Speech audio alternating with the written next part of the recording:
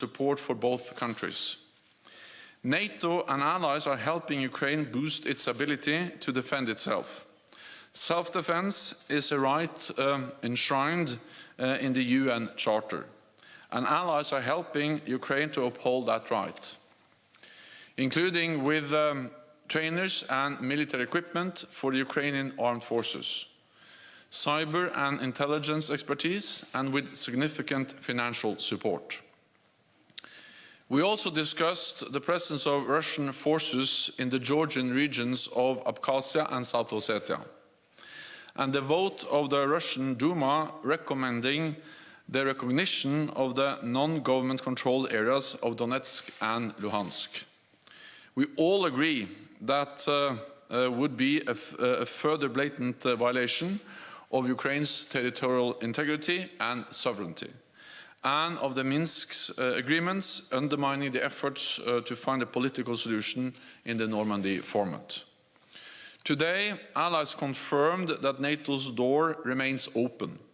Any decision on NATO's membership is for NATO allies and aspirant countries to take, nobody else. The right of each nation to choose its own path is absolutely fundamental for European and transatlantic security, and it must be respected. NATO allies restated their strong support for the sovereignty and territorial integrity of both Georgia and Ukraine. We cannot accept a return to an age of spheres of influence, where big powers bully, intimidate, or dictate to others. There can be no decisions about Ukraine without Ukraine, and no decisions about Georgia without Georgia. We agreed that in times of tension, dialogue is even more important. NATO remains open to engaging with Russia in good faith. Allies are ready to sit down with Russia in the NATO-Russia Council, address a wide range of issues, and find common ground. In the final session of our ministerial, we met with our close partners Finland, Sweden, and the European Union. We share the same values, we face the same challenges, and the crisis in and around Ukraine affects us all. So we agree that it is even more important now that we continue to work together and complement each other's efforts to bring this crisis to a peaceful solution.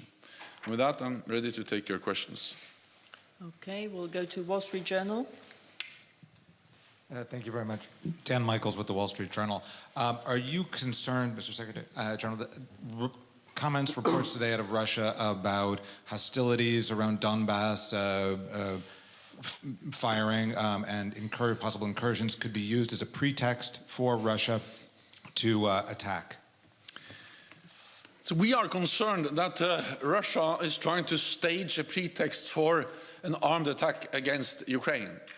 It is still no clarity, no certainty about the Russian intentions. We don't know what will happen, but what we do know is that Russia has amassed the biggest force we have seen in Europe for decades in and around Ukraine. And we also know that there are many Russian intelligence officers operating in Ukraine. They are present in Donbass, and we have seen attempts to stage a pretext, false flag operations to provide an excuse for invading Ukraine. So of course this is of concern. I cannot go into the details of the different reports, but this is the reason why we are so closely monitoring what is going on, and also why NATO allies have exposed the Russian actions, the Russian plans, and the Russian efforts when it comes to disinformation. Because we believe that that makes it harder for them to act, harder for them to invade Ukraine, and we continue to call on Russia to de-escalate, to withdraw forces, and to engage in a political dialogue with NATO and NATO allies. Okay, we'll go to BBC. Thank you, Secretary General. I mean, you know, you've accused Russia of disinformation. I just wonder whether they could make the same charges at the NATO alliance.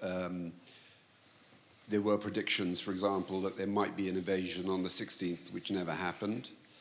Russia has always said it's not intending to invade Ukraine, accepting that they've got more than 100,000 troops. Also, you're saying, you know, we're not clear as to how many troops there are. Are there 100,000, more than 100,000, 130,000, 170,000, 150,000 is the other figure.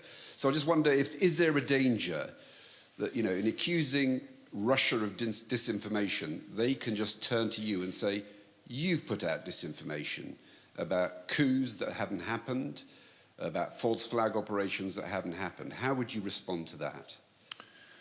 Partly by just referring to that what we have described are facts on the ground. And of course we have shared intelligence, we have shared information we have collected, but this is also information which is now available for everyone.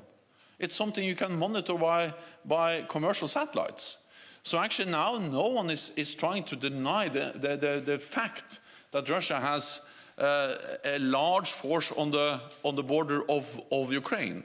So that's publicly available information. What nobody knows, and we have been clear about that the whole time, is that we know their capacity, we know the forces they have amassed, but of course we don't know with certainty their intentions.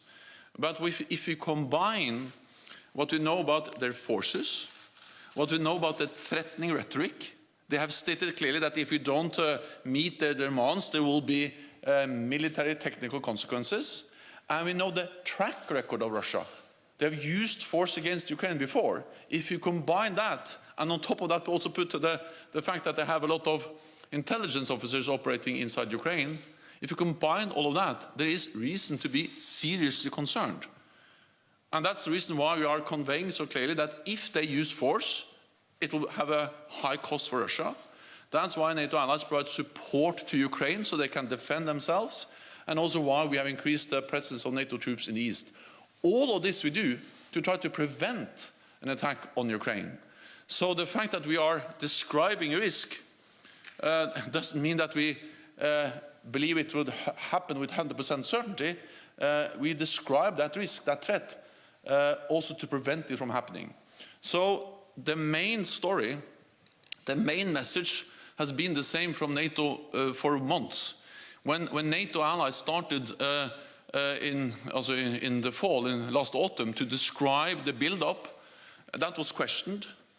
We also described the most likely plans that they will actually reach more than 100,000 troops. That was questioned.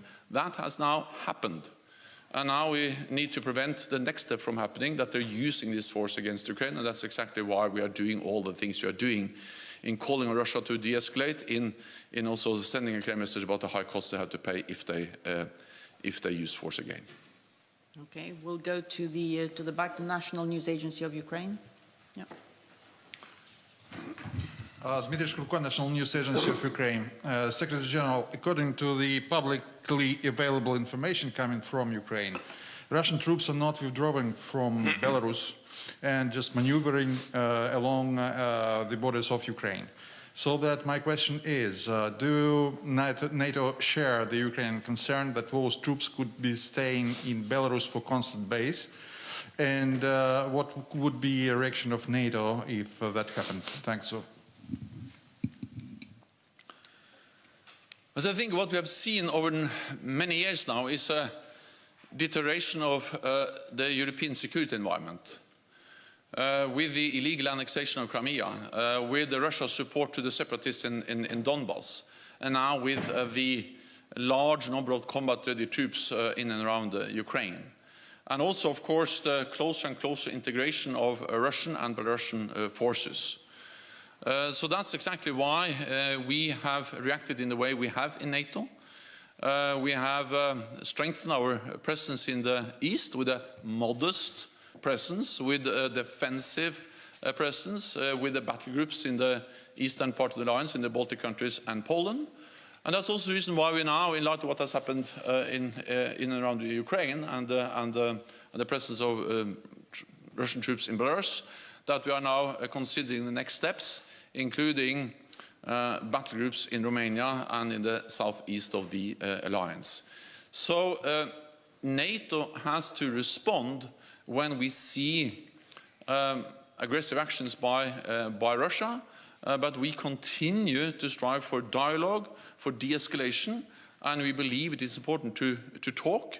NATO believes in diplomacy, we believe in dialogue, and therefore we continue to call on Russia to engage in good faith in dialogue with NATO. Okay, we'll go to Imedi. Thank you so much. Mr. Secretary General, can you tell us more about the meeting with the defense minister from Georgia? And we are waiting also NATO-Georgia exercises in March. And the second point, Mr. Zelensky today said Ukraine is welcome to NATO, yet not all members of the alliance. How would you respond to that? Thank you so much. So we had a good meeting with both the defense minister from Georgia and Ukraine. I think in that meeting allies expressed very strongly their support to both countries, their territorial integrity and sovereignty. And allies provide support to Georgia and Ukraine in different ways. We do it in the NATO framework. We provide bilateral support, training, capacity building. And there will be an exercise in Georgia later on this year, and of course NATO will be part of that because it's an exercise we do together, and it demonstrates in a way how we are working closely together. The Black Sea region is of strategic importance for NATO. So what happens there matters for us. We are 3 littoral states, NATO allies that are Black Sea littoral states, and we have 2 very close partners, Georgia and Ukraine. So to work closely with them is important for us, important for the partners, and that was also clearly confirmed today. Well, also our position has not changed. The decisions made at the Bucharest summit still stands, but the focus now is on reform, is to help both Ukraine and Georgia to modernize their defense and security institutions, and we continue to focus on that. Reuters. Hi there, Phil Stewart from Reuters. Belarus's president said today his country could host nuclear weapons if it feels threatened by the West. What would be your response? So, NATO is not a threat. NATO is a defensive alliance, and we have proved for more than 70 years that we are there to protect and defend, and our deterrence is there not to provoke a conflict, but to prevent the conflict. We are, of course, concerned about what we see, that Russia is modernizing its nuclear-capable missiles. They have deployed them to Kaliningrad. We have seen also Iskander missiles in Belarus. And Iskander missiles are dual-capable missiles that can also carry nuclear warheads. That's part of the pattern we see. And the reason why we are concerned, and why we have been concerned for over a long period of time, because this is a development, a pattern that has taken place over several years. One of the most important agreements NATO allies has reached and made with Russia was the INF Treaty, banning all intermediate-range weapons globally, but also in Europe. And Russia deployed new missiles violating that treaty, and of course that has undermined the security of all of us. So we are taking the necessary decisions and steps to be able to protect all allies, also in a more dangerous and unpredictable security environment, including caused by the Russian nuclear investments and modernizing capabilities. Okay, Deutsche Welle, just behind, lady there. Thank you. Secretary General, could you tell us what has to happen on the ground so that NATO can state those are real signs of de-escalation? And a second question, Russia is apparently about to hand over their response to the US proposals. Are you also expecting them to send a response to your proposal as well? Thank you. We are waiting for the response from Russia. We received from Russia in December a draft security treaty that Russia wanted to sign with NATO. We met in the NATO-Russia Council, where also this proposal was discussed. We have sent to Russia our proposals, where we actually list and go through areas like arms control, missiles, transparency of military activities, and we believe that these are topics where there is room for common ground to find solutions that will improve the security of all of us, for NATO allies and for the people of Russia. Arms control is good for all of us. It will strengthen the security for Russia and for NATO allies. So the reason why we have conveyed these proposals is that we believe that if we sit down in good faith, as we've done in the past, we can actually reach agreements which are strengthening the security of all countries, including, of course, Russia. We are waiting for the response. We have not yet received any response, but I continue to believe that the NATO-Russia Council that was established by Russia and NATO allies is the best platform to engage when NATO and Russia have issues to discuss. And the NATO-Russia Council is an all-weather institution. It's even more important that we meet now when tensions are high and things are difficult, and therefore we are ready to meet. I invited Russia to a series of meetings in the NATO-Russia Council to address their concerns, our concerns, and to try to find a common way forward. Then your first question was? We have to see a real withdrawal. And of course, you have to understand that this is a build-up that has taken place over many months. And over the whole period, it's actually started last spring, we have seen the number of troops going a bit up and down. And we have seen some forces moving in and some moving out. But the trend, the net effect has been a steady increase.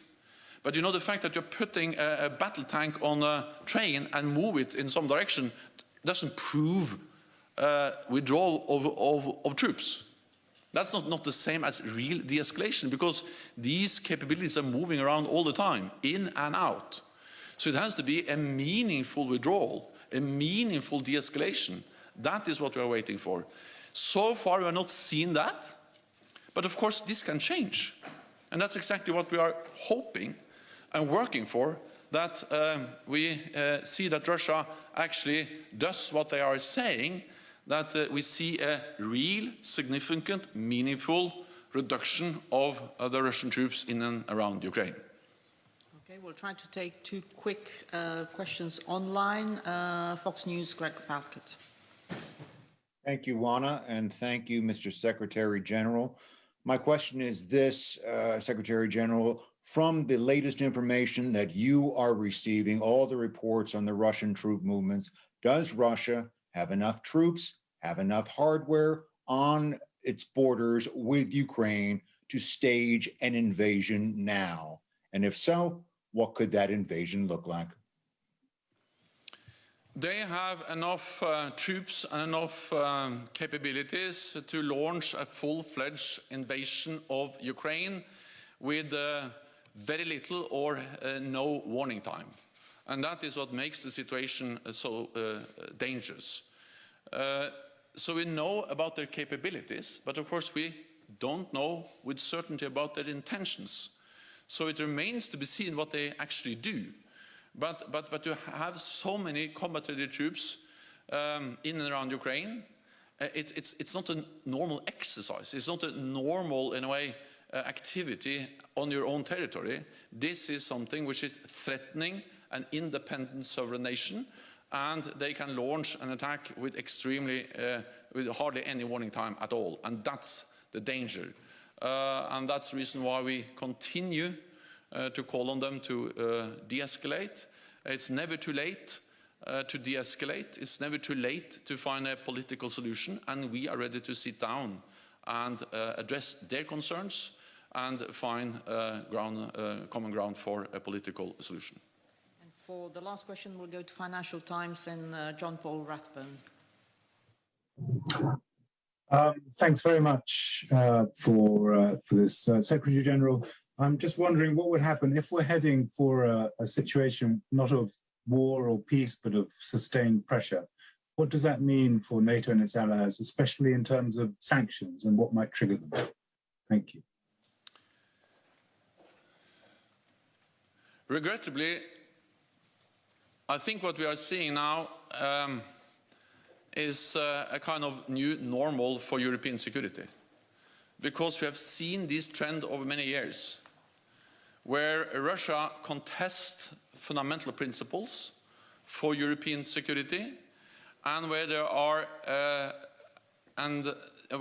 where they're willing to use force, as they've done against Ukraine, Georgia, but also to threaten with the use of force to intimidate countries in Europe. We have seen this development over some time, especially since 2014. And that's the reason why NATO has responded, because we don't have any choice than to make sure that we continue to preserve peace and continue to prevent any room for miscalculation, misunderstanding about our ability to defend and protect all allies. So we have increased our presence in the eastern part of the alliance. We are now actually, we have decided at this defense ministerial meeting that we have asked our military commanders to look into advice on the next steps for a more longer-term increased presence in the eastern part of the alliance, including with battle groups in Romania and other countries in the east, central and southeast of the alliance. For me, this just underlines the importance of NATO's dual track. We need to be strong, we need to be united, we need to be firm, but at the same time, we are always ready to find a peaceful, diplomatic solution through dialogue. NATO believes in dialogue, we believe in diplomacy, and we are ready to engage in good faith with Russia on that tomorrow. Thank you very much. This concludes this press conference. Thank you. Thank you.